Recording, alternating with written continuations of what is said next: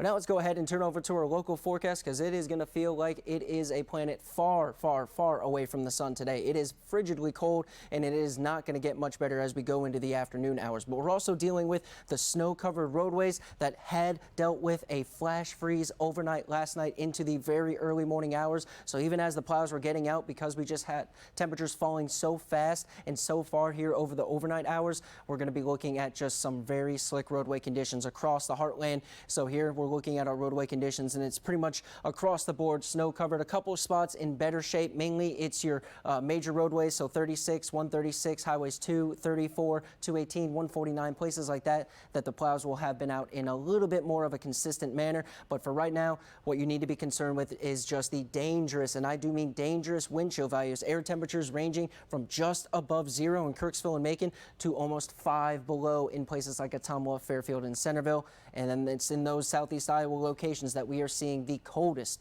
of the wind chill values. Take a look at Ottumwa. It feels like it is just 30 degrees below 0, and that is dangerous. That is when hypothermia and frostbite symptoms can happen in just minutes on exposed skin. So make sure you're layering up, bundling up. Make sure the kids, if they are having to go to school, whether it's just on hard surfaces or for a 2-hour delay, make sure they are fully bundled up as well. And as for what we can expect to change over the next 3 days, the good news is this cold weather pattern is not going to stick around for a significant amount of time. This area of Arctic high pressure coming down out of Canada, this is why we're so cold today, and that's going to quickly pull its way off to the east. But overnight tonight into tomorrow, we'll still be stuck with the very, very cold temperatures. So tomorrow morning, be ready for another absolutely frigid start. But by the afternoon hours, we'll start to see some of this warmer air from the west begin to work its way in. And then as we roll forward into the start of our weekend, winds picking up out of the south will help bring in even warmer conditions, but also help bring in some moisture associated with this low pressure center that, much like what we just dealt with,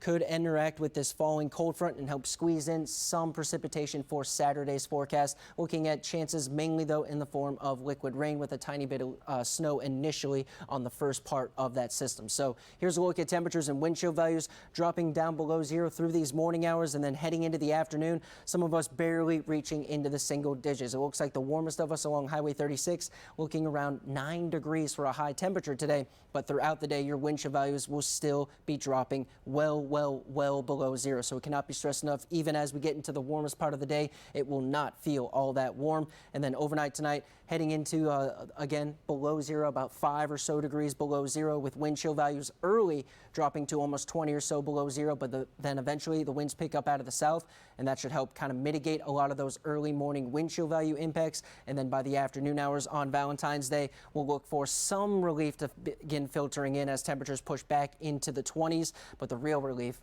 heads this way this weekend. Now let's go ahead and send it back to Ella.